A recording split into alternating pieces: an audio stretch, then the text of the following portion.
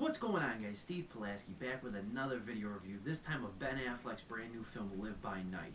This is his fourth directorial effort after Gone Baby Gone, which was pretty good, The Town, which I really enjoyed, Argo, which I really liked as well, and now we have Live by Night. This is Ben Affleck's forte into like gangster movies, and this is much more Gangster Squad, if anybody remembers the Ryan Gosling movie, much more Gangster Squad than it is Goodfellas.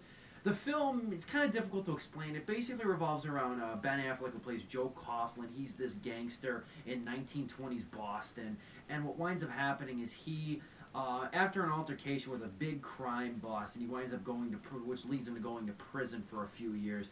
Once he's out, he goes to Florida. He goes to like the Sarasota region of Florida with his buddy Dion, played by Chris Messina, and what happens then is they try to wind up making a business on bootlegging. Their ultimate goal is to open up casinos in Prohibition era America because they feel that the Prohibition era is going to come to an end, and they think that they could really help not only boom the economy but make great pocket money for themselves when it comes to getting the tax money from the liquor and so on and so forth. So they want to do that, but they're ultimately faced with opposition from mob bosses, from cities, in addition to religious zealots. One in particular is a pastor played by Elle Fanning. She's the daughter of one of their associates, and she winds up being a very vocal force against anti-alcohol, pro-prohibition, and stuff like that. So there's a lot of different mixing forces here, and I mean, the last 45 minutes are actually very good of this movie. I know it's a weird thing to say. The movie's a little over 2 hours long.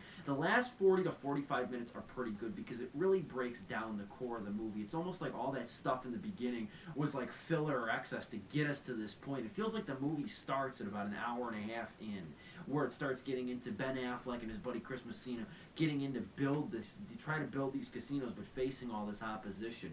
Other than that, I hate to say it because I'm a big Ben Affleck fan myself. Some would even call me a Ben Affleck apologist in some senses. Yes, I do kind of like Geely.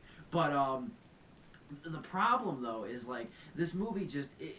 It's one of those things, like, again, we're about halfway through, you're like, okay, now the movie's starting to begin. But by then, it's too late. If your movie's 2 hours long, you got the first half, which is good, and the first half, which is poor, and the second half, which is good.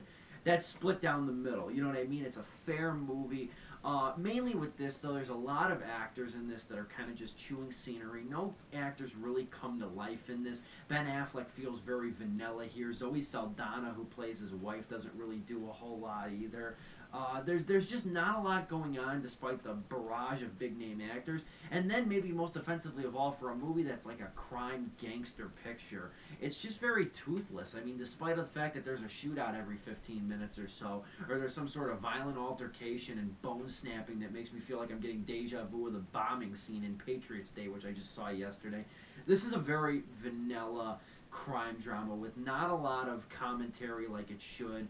There's a good part in the movie that I really like. My favorite scene is when Ben Affleck tells off one of the associates and tells him basically that, like, because there's a lot of discrimination at the time against Italians and, African Americans and such. There's a great scene when Ben Affleck is telling off the guy who lied to him and said that he was going to be able to give him casino money when he didn't because him and his buddy are Italian and Mexicans.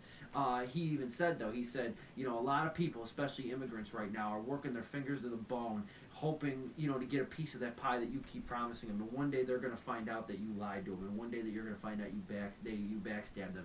The movie needed more moments like that. That's a topic that's none the more prevalent than now, and I really wanted more of that out of Live by Night, and I didn't get it. Live by Night gets a 2 out of 4 stars. Pretty vanilla, ordinary gangster picture, which is a shame because we're definitely in a deficit of such great movies. 2 out of 4 for Live by Night, which is equates to about a C-, I would say. C-, D+ range. I might even go D+ just for the added disappointment on Influx Magazine. Keep in mind, these video reviews are only supplemental material. You will not get my full opinion in these video reviews. If you want my full opinion, go to influxmagazine.com or my personal website. Click the link below on this YouTube video to see that. Thank you guys for watching. Subscribe if you haven't. I'll talk to you later.